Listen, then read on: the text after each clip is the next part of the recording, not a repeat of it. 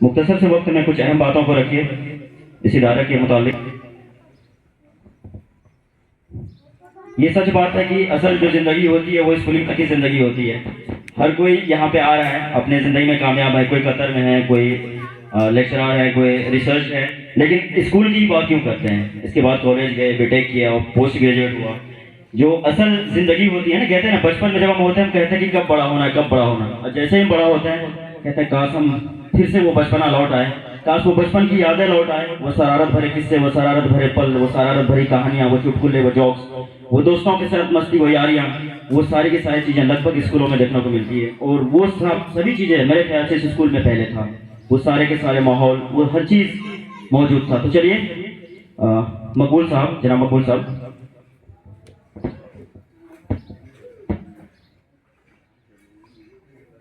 हवा कहता है गगन बदला है, भौरा कहता है चमन बदला है।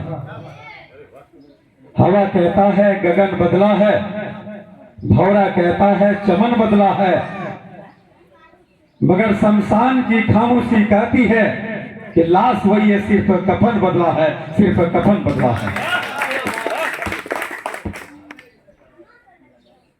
मेरे मोहतरम बुजुर्गों और दोस्तों और दूर दराज से चाय आए हुए इस स्कूल के पूर्व छात्र विद्यार्थियों, मैं सभी को हार्दिक स्वागत करता हूं। हमारी ओर से सभी को अस्सलाम वालेकुम। हम इस स्कूल में पढ़े तो नहीं, लेकिन 80 के दशक के जब भी इलाके में चर्चा होती है उसमें एक बस्ती आता है जिसका नाम है परसा। लोगों ने पूछा किसका नाम है परसा?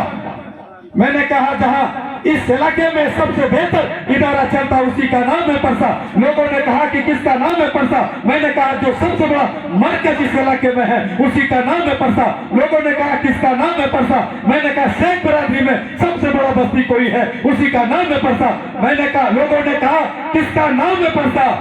का एक जमाने में इस बस्ती में एक बेहतरीन मुखिया अपने क्षेत्र का रहनुमा करते थे, उसी का नाम है परसा।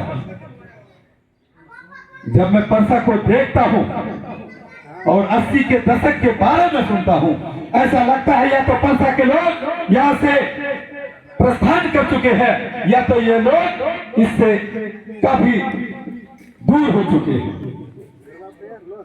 जिस परसाने इलाके के लोगों को पहचान दिया हो, जिस परसाने इलाके में कई ऐसे डॉक्टर पैदा किया हो, जिस परसाने इलाके में कई ऐसे इंजीनियर पैदा किया हो, जिस इलाके का नाम किसी यूनिवर्सिटी में गूंजता हो, जिस परसा का नाम किसी दूसरे राज्य में गूंजता हो, किसी परसा का नाम कहीं जब दूर दराज में कहीं किससे और कहानियां कोई कहता हो उसमें परसा का नाम आता हो, सोचिए पैसा कैसा होगा।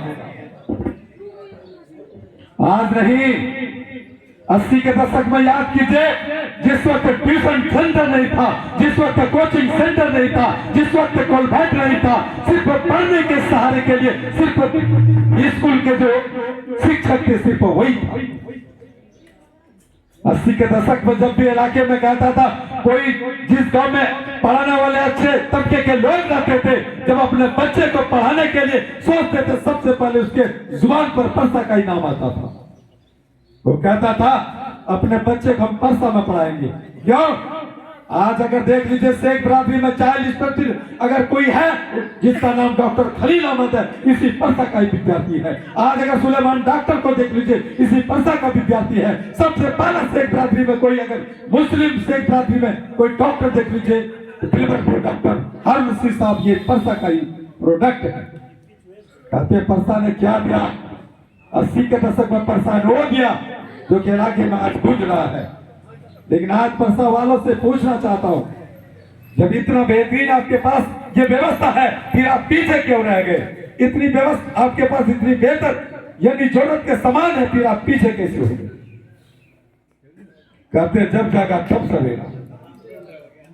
हमारे बाप दादाओं ने इसको जिंदा जरूर किया और जिंदा रह करके, जिंदा करके इससे कहीं ना कहीं फायदा भी इससे लिया, लेकिन आज लगता है कि एक बार ये सो गया, इसको सगाने की जरूरत है।